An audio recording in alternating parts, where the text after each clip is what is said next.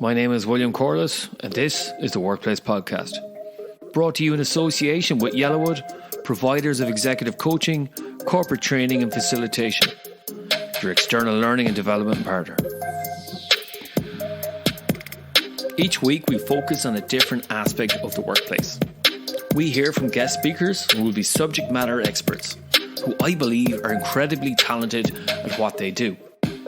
These experts will give you a different perspective and insight to work life, with the aim of empowering you to take a different path to success in all aspects of work life. These perspectives will include career and personal success, leadership, high-performance teams, and creating a better work-life culture in your organisation. Yellowwood. Take a different path to success with your career, team, and organisation. Welcome to the Workplace Podcast. We are recording live from the 10th annual EMCC National Conference in Ireland. We have heard some fascinating insights from our speakers today, and our final speaker is a mystery guest who has many insights and energy to share. Our topic today is the evolution of coaching through the pandemic, where we'll be sharing our insights, learnings, and trends in coaching and mentoring. We'll be inviting the audience to share their insights into the chat function. So let's introduce our mystery guest. She is a work behaviourist, international keynote speaker, executive empowerment and performance coach, and has delivered over 250 coaching sessions during the pandemic alone. She is a hybrid and virtual workplace expert, the Dublin Solo Business Winner 2021. She is hugely energetic, which is a great finish to the conference, as we said before. And I have a great privilege to call her my friend. Our mystery guests, will you reveal themselves? Hello, it's Fiona Buckley. Hello, Fiona. Talk about being perfectly poised when the pandemic broke. You had a master's a couple of years ago specializing in hybrid teams and remote working. All right, so we'll be talking about that there. And I'm going to start off, if it's okay with you, Fiona, in relation to coaching pre-pandemic. How much coaching did you do online? Probably not as much as we are doing now, but I did do virtual coaching well before the pandemic, going back a number of years. But it would have been more of the rare. It would have been maybe one a week, if that's probably what it was. One a week. That's all. That is all. That's not very much. But with the thesis that you mentioned, William, I very much focused on the whole area of professional isolation and what it's like for people working from home in line with relationships with colleagues and co-workers and things like that. So that, I think, will be very relevant in terms of our discussion today. But yeah, one a week, not very much.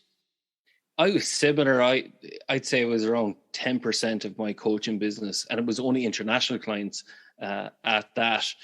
So we're talking about topics and trends here. So obviously we were talking before the podcast, there was a huge uplift in the demand for our coaching services there.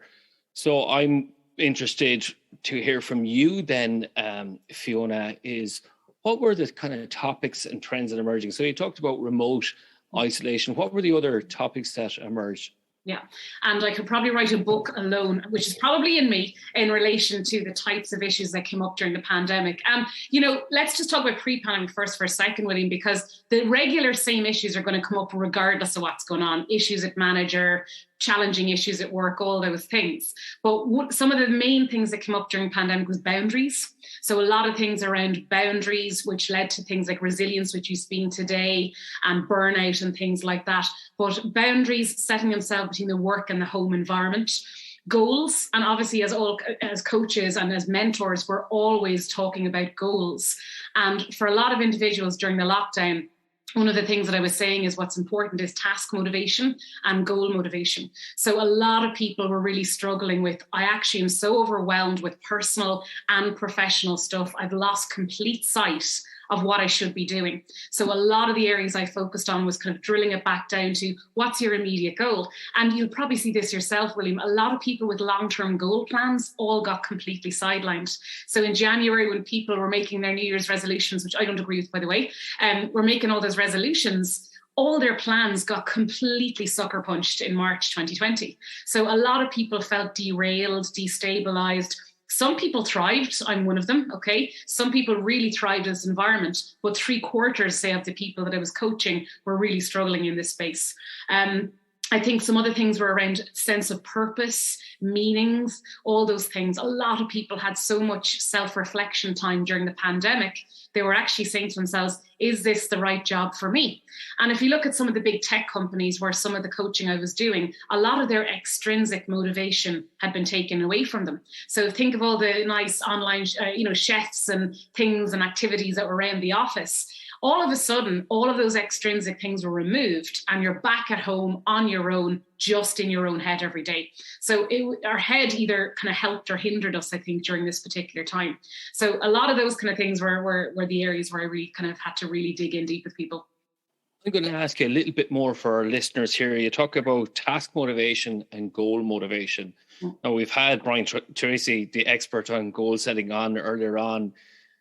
Can you tell our listeners, what is it between task motivation and goal motivation? What's the difference there, Fiona? Yeah.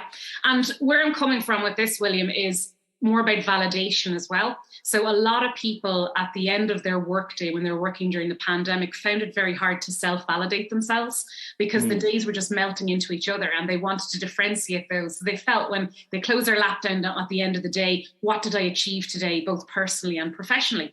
So what I was even bringing down was to micro goals and tasks. So for example, in one particular day, I was saying to people, you need to focus on 3 to 5 personal tasks and 3 to 5 work-related tasks that you're going to do today. And that was all around helping burnout and self-care as well. So 3 to 5 personal things could have been everything from getting your 10,000 steps done, eating well, drinking 2 litres of water and not 2 litres of wine. All those little tips and tricks that we needed to look after ourselves during the pandemic. And then the goals, everyone was so overwhelmed with work, with the tasks that were coming in, to break it down, not to-do lists, but break it down into specific things. So that on a daily basis, a weekly basis, and a monthly basis. Because what I found personally, and as you said at the start, I coached over 250 people just during the pandemic, which is a lot in relation to that.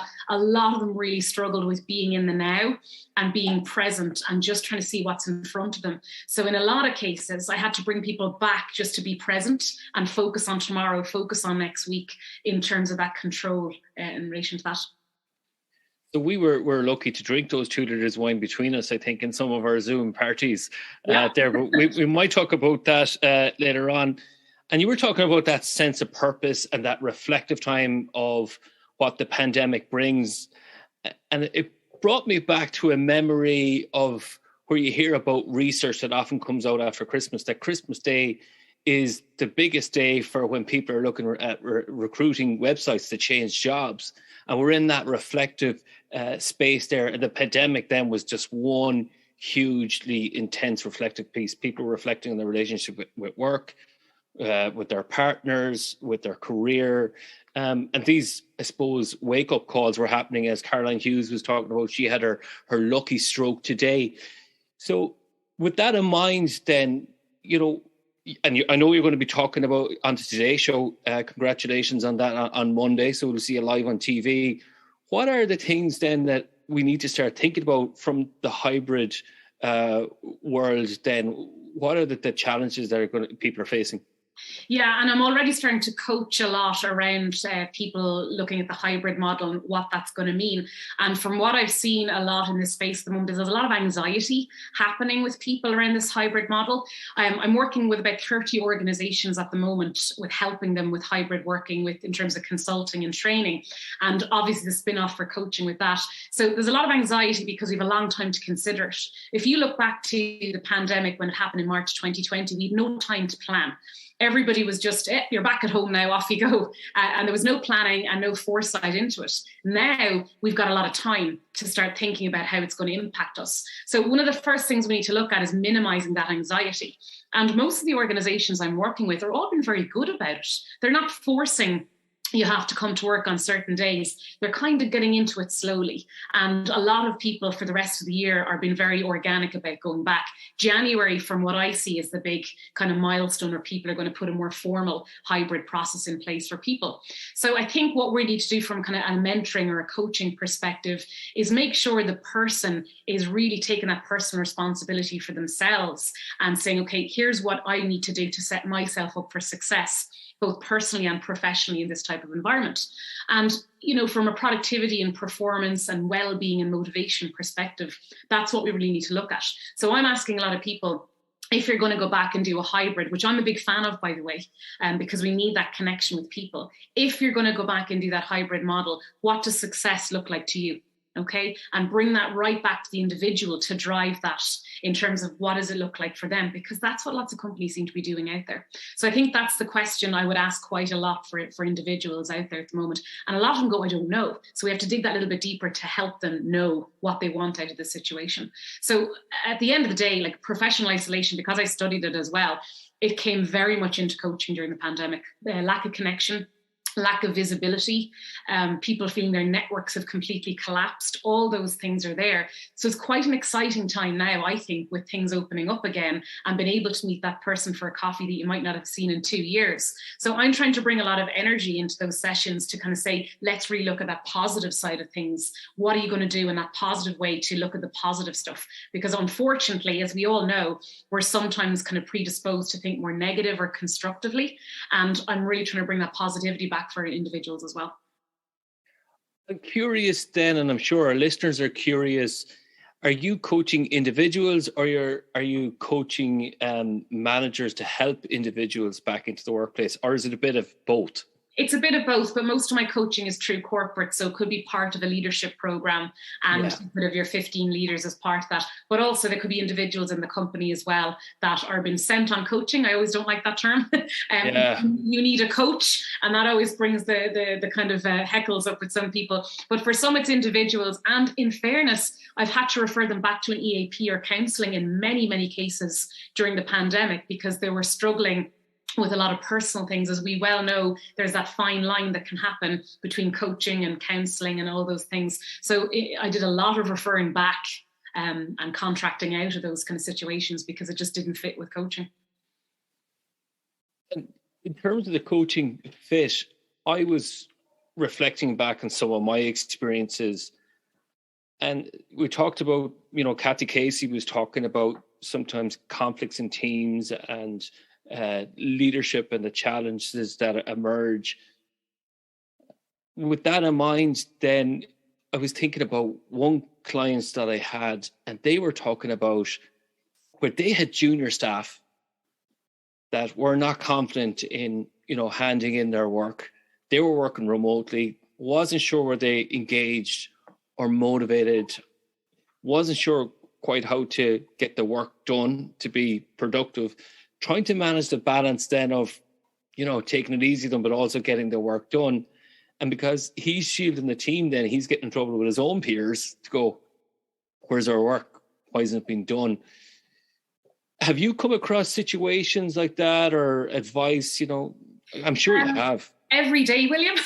Yeah. Every day. And I think leaders and managers had so much on their shoulders during the pandemic. They were so concerned and worried for their employees. They probably their own personal stuff going on in the background as well, and then trying to do their day job. So I think leaders and managers have had an awful lot on their shoulders. And I think some of them have kind of managed to get through all this. And especially during the summer, I think it's a great period to take stock and take time off and hopefully get a holiday in and things like that. But I allude a lot of managers and leaders to like champagne bottles bobbing around at the moment. And some of them are waiting to blow, right? And that's how I feel that's happening. They haven't really processed anything that's gone on over the last 2 years. They're bobbing up and down, they're waiting to nearly, and they haven't kind of held out. And I've seen some of them in coaching kind of process those kind of things. So I'm feeling a lot of what we need to do is reflect. Okay, reflect on those tears, because we are not the same people coming out of the pandemic as we were going in. Every single person, in my opinion, has changed in some way. So it's very important that we reflect. It's very important we recharge and then refocus as we go into this autumn period. And I've had leaders and managers just cry on coaching sessions where they're just so overwhelmed and so worried about everybody that they just don't know what to do. And, it's to kind of go with them on that journey and help them box things off and process. I've seen an awful lot of that, and I'm still seeing it. And I'm very conscious we are in the mentoring and coaching space here. And I'm curious, and I'm sure our listeners are too, how much do you do that directive coaching, that mentoring side versus the reflective side? I'm very much have Julie Starr in my thoughts, where that directive coaching is, you don't want to give people the quick fix or the hack, but sometimes you have to meet people where they're at. And it's lovely that we had Rob Cook talking about like be yourself and, just being at ease with yourself.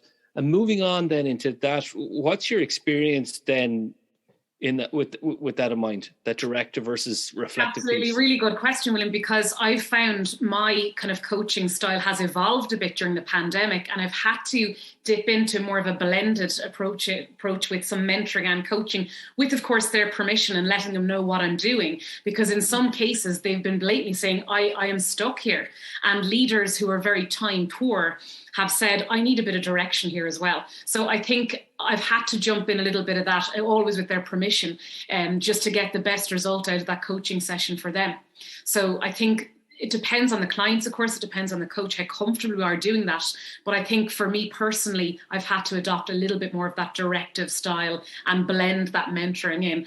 And speaking of the topic of mentoring, as you know, William, I'm very pro mentoring, and I teach a lot of mentoring masterclasses for organizations as well. I've personally seen a soar and a massive surge of mentoring programs in organizations, and a lot of organic ones, but putting a little bit more formality around them. And reverse mentoring I've seen really grown as well during the pandemic with organizations. I've often seen it where onboarding programs, virtual onboarding programs have been done, and they want people to reverse back and mentor them, and how that process has gone on new joiners or younger people, more junior employees starting in the organization. So I think mentoring is very, very important. And going back to my kind of thesis and my studies, one of the biggest common denominators for minimizing professional isolation was having a proper, robust mentoring program in the organization. So with 65 organizations that I studied that were virtually working or hybrid working, every single company came back and said when they didn't have a mentoring program, professional isolation soared through the organization. So I just wanted to mention that in terms of the podcast as well today, is that it's very important. Two clients of mine said they were stopping their mentoring program during the pandemic. I was like, no, stop. You can't do that. And I had to really educate them as to why you can't do that. So yeah, anyone here who is working in a corporate and is teetering with the mentoring, do it. It's really important. That helps then with talent loss, onboarding. And I think there's a new niche now, isn't there, with hybrid is, well, here's what works in terms of hybrid. Because if we're faced with that 2-hour commute that I witnessed last Monday, I was like, how do people do this every day? There is going to be that challenge or pushback. So how do we keep the right people? And the numbers, the stats are there that there's 40% of the workforce with leaving intentions.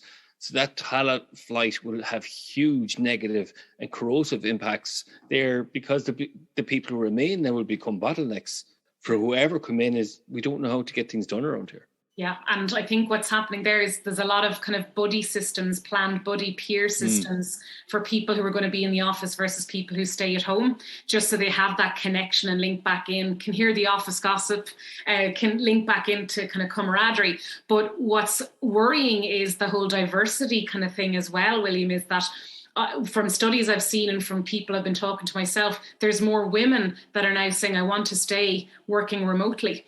And that's a general statement, but it's on foot of some things I've experienced with conversations and coaching, and also studies that have come out there that there's a greater percentage of women wanting to stay at home. And we're already trying to fight that battle as it is in terms of that. Also, from an age profile, more younger people are wanting to return back to the office too, which I'm very pro, but they obviously need to learn from more experienced colleagues as well in terms of that. And actually going back to your very first question about kind of what topics have come up, cultural dilution came out as a very big topic for leaders coaching. where they were concerned about the team culture or the organizational culture getting diluted or dissipating during the pandemic. And another kind of useful fact for people to know is, if you're normally used to physically working with people, so anyone who was working physically in a location with someone pre-pandemic, after 12 months, that relationship starts to reduce significantly. And 12 months is well past, obviously, as we know now, we're kind of coming into more than 24 months in March. So again, people's relationships, their network, their advocates, all the people that they work with are really starting to kind of reduce down. And that's a big trend that I saw with a lot of leaders and managers with their coaching in terms of that. And that affects team dynamics and all those things too. Great gains in terms of equality and gender balance there. And we're at risk of losing all of that. And we're at great risk with people reflecting on their careers. Yeah, people, that we're talking about having their wake up moments and having more harmony, as Reza was talking about earlier on, the global EMC president.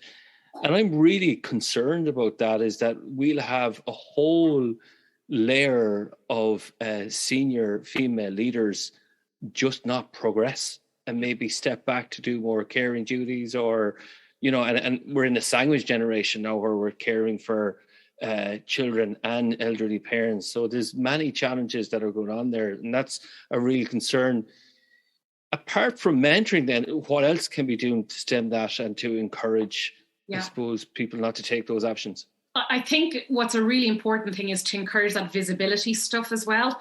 And as you know, William, I do a lot of women in leadership programs as well. And I've coached a lot of senior women over the pandemic. And a lot of them have said, maybe I should just take a step back. That's the common frequent answer I've been getting, because they've just gotten so overwhelmed. And we've been trying to work on simplification and simplifying things rather than trying to attack it all, so they don't have to take that step back. But it is a worrying concern. Imposter syndrome obviously has soared during the pandemic as well. And that is very much linked to being at home, being in our heads too much, our inner critic attacking a lot of things, not having your colleagues to, bounce things off, different personalities. All these things have contributed to imposter syndrome increasing that little bit more. And as many people probably know listening to this, women are more prone to imposter syndrome and inner critic issues than the male. And that's not a general, that's a lot of academia will back that up too. So there's things stacked against us that we have to be very mindful of. And promoting advocacy, sponsorship in organizations, really encouraging people to really work on their network, even if they stay at home. That's what's going to be really important. So advocacy, sponsorship, being allies to other people as well. Because what I'm seeing a lot of is people, coming to meetings still with cameras off, starting to really hibernate behind the screen. Maybe their ideas didn't get, kind of jumped on in a meeting. So they said, you know what, I'm not going to do it next week. A lot of these kind of trends are happening, and it's a self-fulfilling prophecy. It's bad habits we get into. And then what is happening is we just start retracting and retreating that little bit more. I've also heard a worrying concern from someone recently is that we're coming into a resignation era of mass resignations, because people aren't going to be happy with this hybrid policy that might be put in play, or they're not happy with that psychological contract that has played out over the pandemic as well. And, trust might have eroded, all those kind of things. And obviously our trust with our immediate leader and manager is very important with the trust of the overall organization. So if we feel we haven't had that, or we've had that breach of psychological contract, that's going to affect our overall relationship with the organization. And some people feel that they don't fit in with the organization. They don't have that person-organization fit anymore as a result of this. So these are more kind of things that are coming out of the pandemic now. And I kind of call them post-pandemic coaching issues, because these are things we have to pick up on at this particular time of year in relation to that. So again, I have a lot of people saying, I'm going to hang on to the end of the year for my bonus. And then the minute, as you said, William, at Christmas, around those times when we start thinking about things, is January going to be the resignation era? Now, that's a very opinionated question mark at the end. I don't have the answer, but I think it's certainly something worth thinking about. I think you're onto something. A lot of people are talking about March, and May coming back in stage phases. And this is where the certainty comes back in, is let's use these couple of months then to get back into the workplace and see what that looks like. And that's where coaching and mentoring will be a huge benefit. And I'm also hearing, from my own clients and from other coaches, is that whole aspect of leadership or the lack of leadership. And again, sometimes it's that vulnerability piece. And it's trying to find that balance with leadership, isn't it? Are they a mess, or are they so rigid that they've got the tone wrong? And have you heard of these things? Where you're just like, oh, read the room, people. Yeah, and that's why the authentic leader has become so more important at the moment, is just be really authentic. And the ripple effect of somebody who's not leading at the moment is cascading, or the butterfly effect as it causes across the team. It's absolutely huge. Like physically in an office, that's always a big thing. But on the virtual kind of landscape or hybrid landscape, it is going to become more difficult. And think about that leader who has a hybrid meeting to run, right? They're sitting there, 3 people are in the office, and then there could be 5 on the screen, right? That's a massive dynamic. You really need a degree in psychology sometimes to navigate these kind of issues. So again, there's more been layered on leaders and managers' shoulders, how to get the most out of those meetings. And those 5 people on the screen, they're probably not even there anyway. The pictures are off and they're eating breakfast, or they're off watching Netflix, whatever it is. And I'm jesting, but this is a real problem. This is happening out there. So that's more, I think, a big leadership concern, is how we're going to make sure we're still on top of our game with all these things and lead at the same time and do our job. So I think that's definitely an issue. I think it's an exciting time to be a coach, to be honest. It's an exciting time to be a mentor. And that's purely from a nerd perspective. From my perspective, it's an incredibly exciting time to be in this area. And as coaches, it's such a rich area to be in. I'm in love with the profession at the moment. I'm going to place my mediation hat on, and it relates to coaching through conflict coaching. What I have discovered through my practice is any conflict or tensions out there were magnified exponentially by the pandemic. So anything that moved online, a lot of miscommunications, misunderstandings that probably would have been sorted out if you were face to face. You could sort it out quickly. Due to the fact that we don't have access to people immediately, then, knock on people's door and in we go, that creates huge challenges and conflicts between people and teams. Have you come across these scenarios, or what's your experiences there? Yeah, every week, William, something like this rears its head in coaching or in training or discussions. And there is there's a concept called swift trust. Okay, it's a virtual trust that we deploy. So last March 2020, most of us who were forced to work from home quite immediately with no plan had to deploy that concept of swift trust. We use it in virtual organizations all the time, where we're all in this situation now. We kind of have to trust each other to get by. But again, like those relationships, that swift trust has been eroded now and has been replaced with anything that was there originally. So like you're saying, William, with conflict, if a conflict issue was there anyway, a loudspeaker is on that now. Any issue that was there pre-pandemic has been multiplied or has a loudspeaker on it now, and it's getting potentially worse. So a fault line in a team, a fault line between a manager and a leader, and a conflict I would consider to be a fault line. So I kind of often allude a fault line like there's cracks in the ceiling or walls. I don't know if I have many of them around my house, but when you have a line there, you have to get the polyfiller out, or else it's going to get worse. It's the same with that. If we've been ignoring those fault lines that are happening with managers and their teams, or within a team, we're in for a big issue. And the problem is, William, all those issues are going to come back into that hybrid environment. They're going to resurface in terms of that. So I think we need to be very careful. I think there's been a massive surge of conflict avoidance. In my experience during the pandemic, a lot of issues that needed to be addressed just weren't, because they said, look, we've enough going on.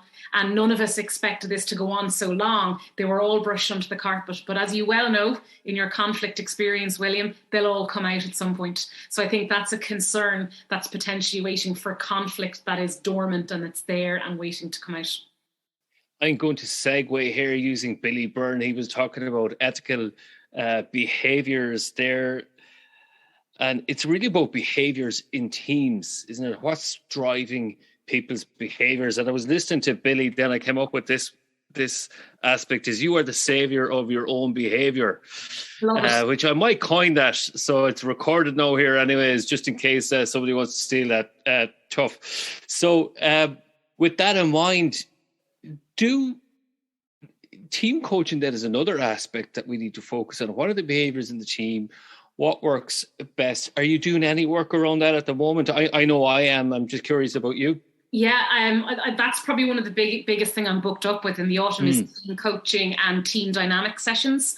Yeah. And I'll give you a couple of nuggets of information here that might be useful for the listeners. So one thing is fault lines within teams. So I'm going to give you an example of what is the biggest fault line I've come across is that if, for example, back when the schools closed and the creches closed and all that, where children were at home, there can potentially be a fault line between team members of those that had kids or have kids and those that don't have kids, because maybe we couldn't commit to meetings, deadlines, because we couldn't bring our full self to work because of that.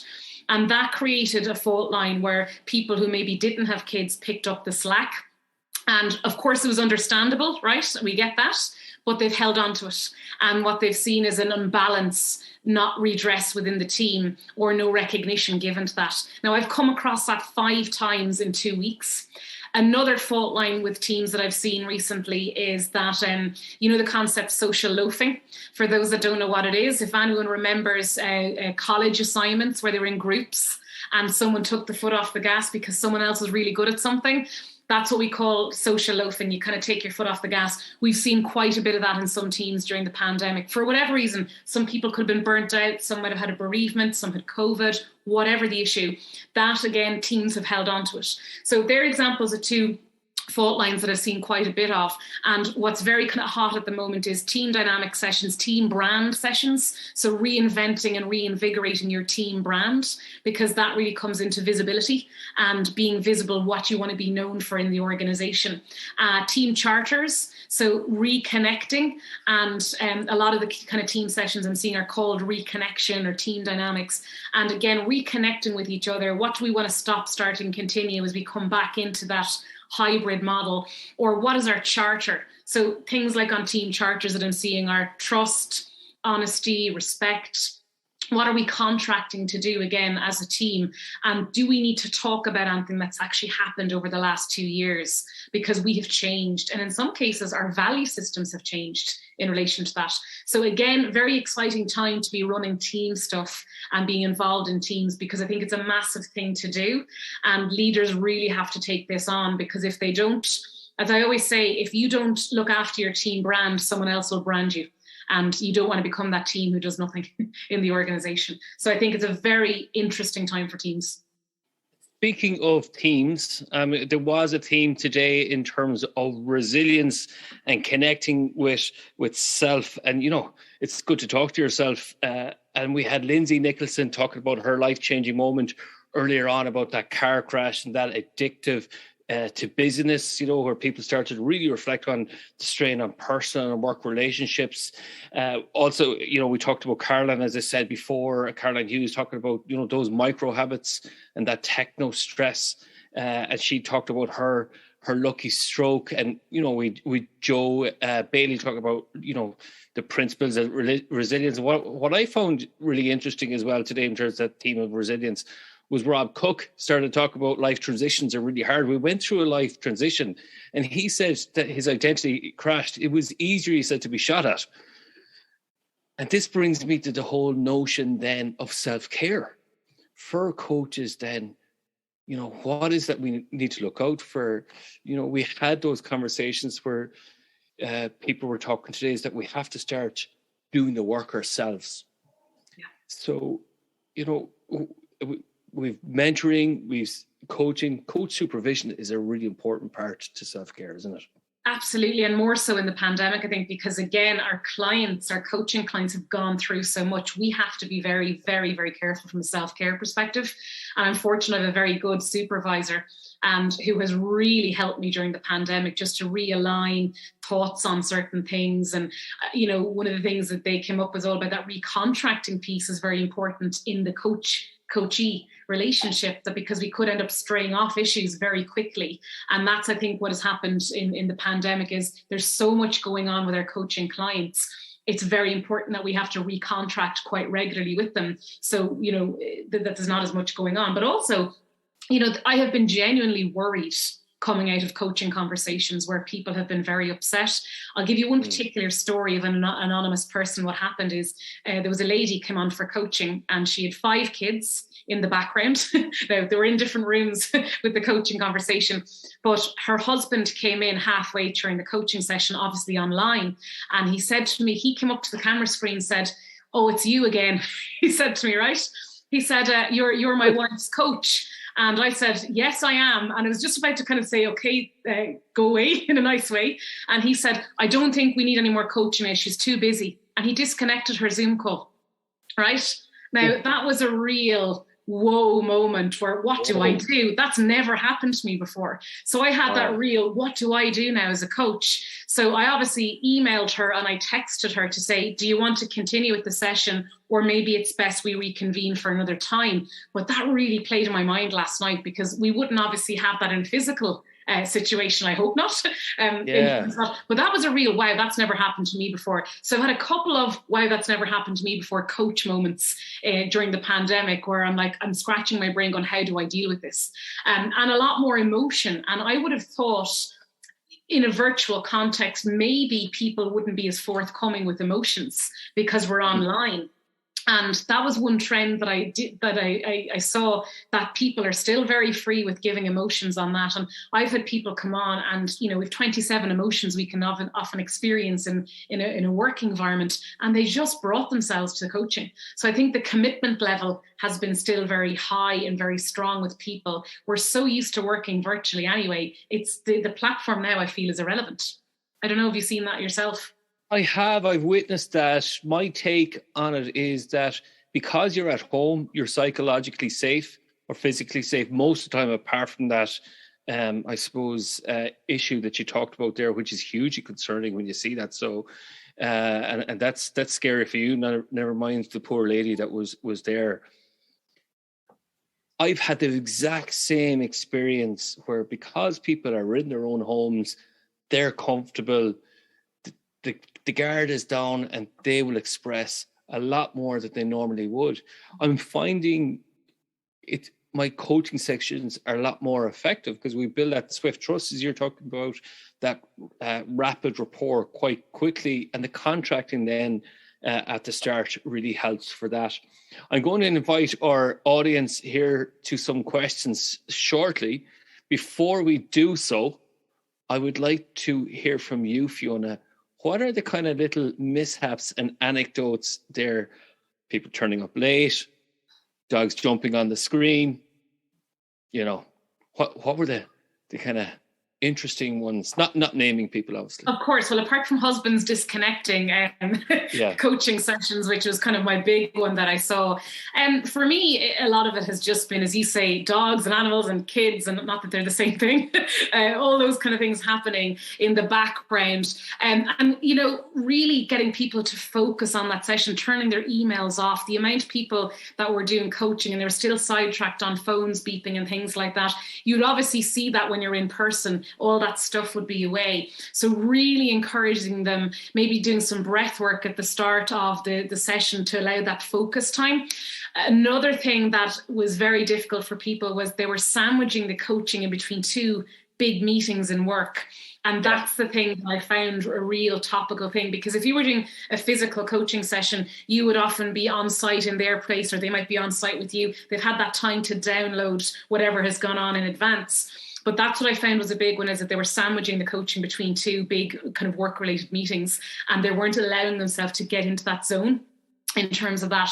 So a lot of what I was doing, and still do now for the next couple of months, is to reiterate when we're booking that coaching session, make sure you've got some time before and after to process some of this stuff and not go into another manic meeting in terms of that.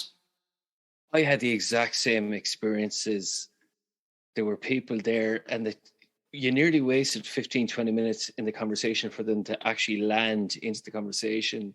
And what I started doing as part of my meeting invite is to call that there's to make time for yourself to, manage, effectively manage people. And this is where Andy Ashford is how do you effectively manage team coaching online. Do you want to handle that first, and then I'll come in since you're our guest?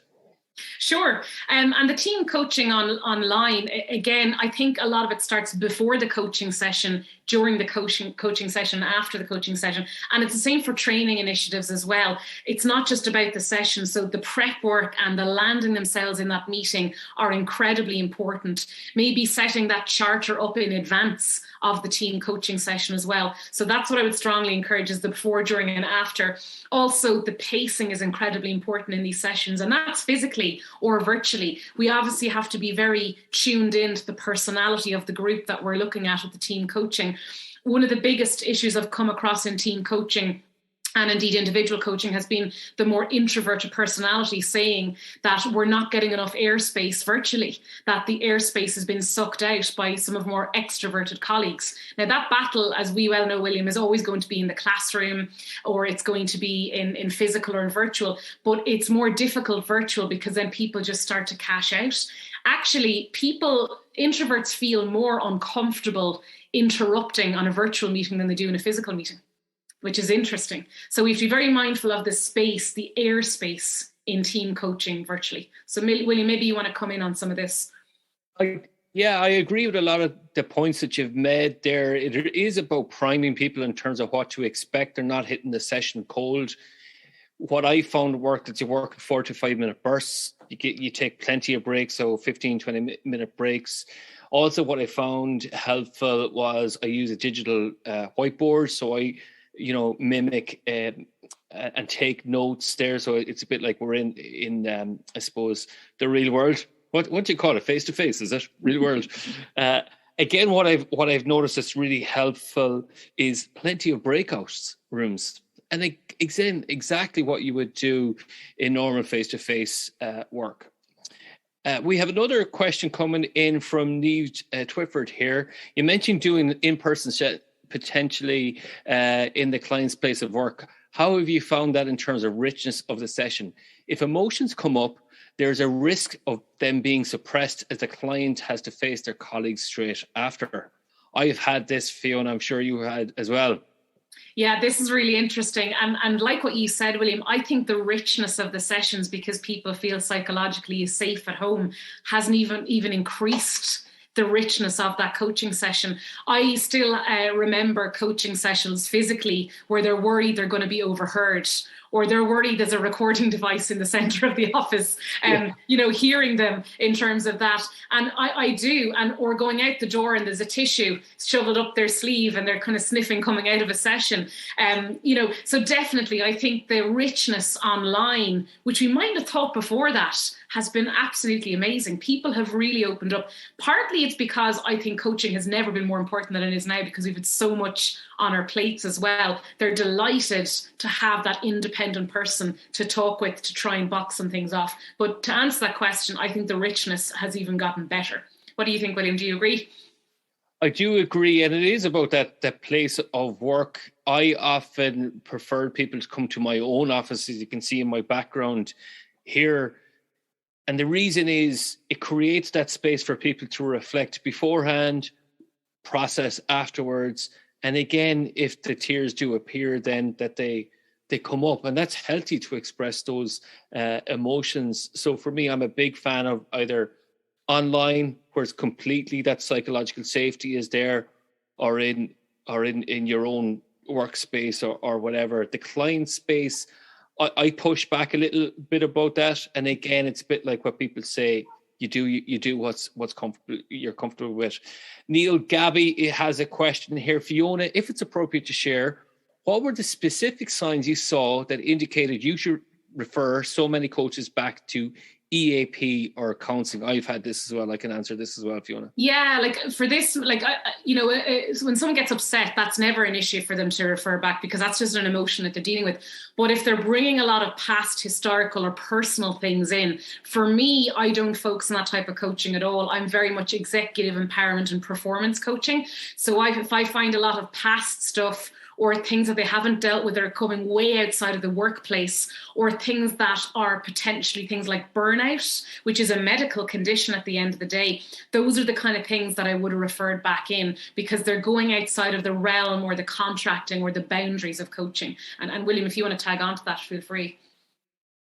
Yeah, I in a previous life, I did a lot of work with regard to suicide prevention. I also trained as a counsellor, so I'm quite knowledgeable what would be deemed suitable for coaching and what's not.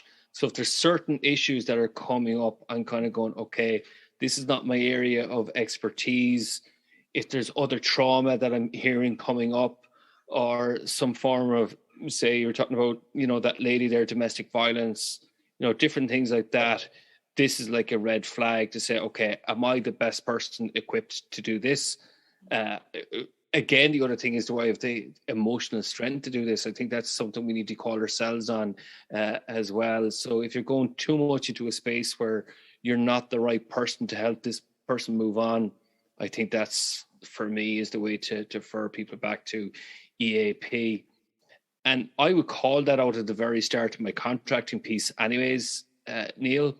So I'd be very clear in that I would call that out. So it gives me a kind of a way to highlight this, and it's easy for me then to signpost or refer people to say, actually, this is not my area of expertise. We can pause for right now, and off we go. Fiona. I think, just to come back in on that, William, as well, I think that's been incredibly important, the contracting stage, because I often start my sessions, during the pandemic and even now, going, there's a lot on people's plates, there's a lot on, we're trying to process a lot of information. If I feel that we're steering into a section where it doesn't really belong in that coaching sphere, with your permission, I'm going to come back in and I'm going to say, maybe this is better dealt with in a certain other forum, and I will help you with that. And I've always kind of advised or asked in advance with those companies, is there an EAP? I've always lined it up to know these kind of informations before we go into those kind of coaching sessions as well. So again, it's going back to that ever important contracting phase, as you rightly say, William. And in my coaching agreement or contract, I would follow certain ethics and I call them out. And clearly then I establish boundaries there, and there's actually a heading on boundaries.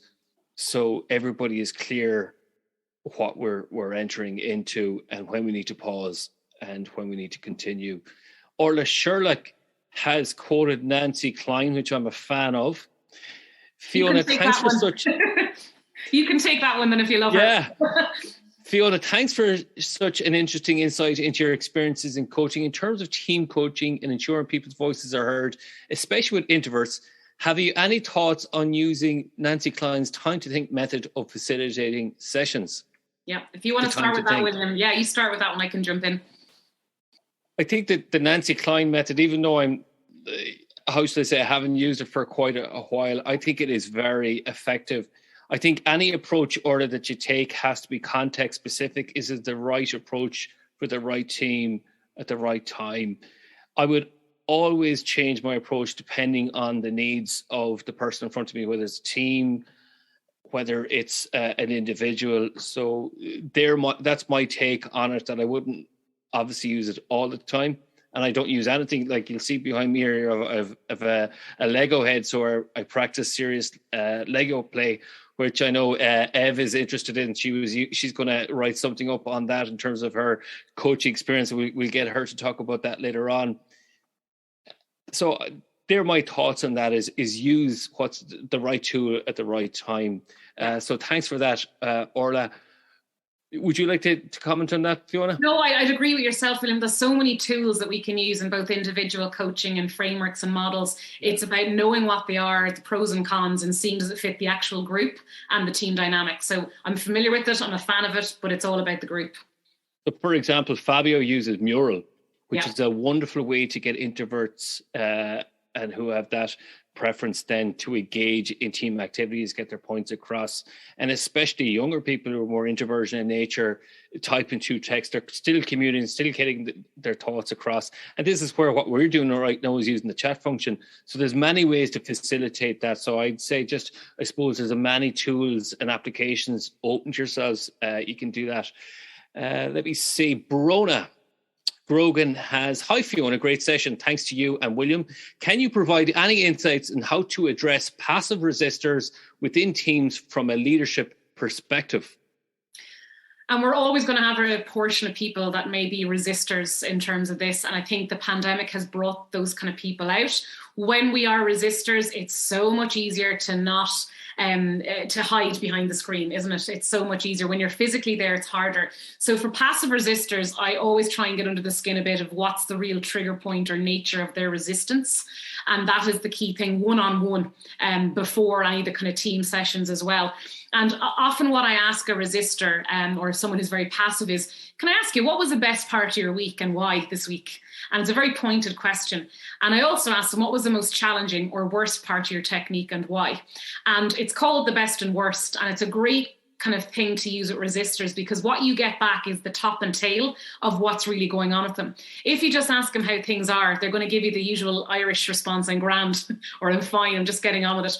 But that top and tail response opens up the kind of questioning dialogue to find out where the real resistance is good.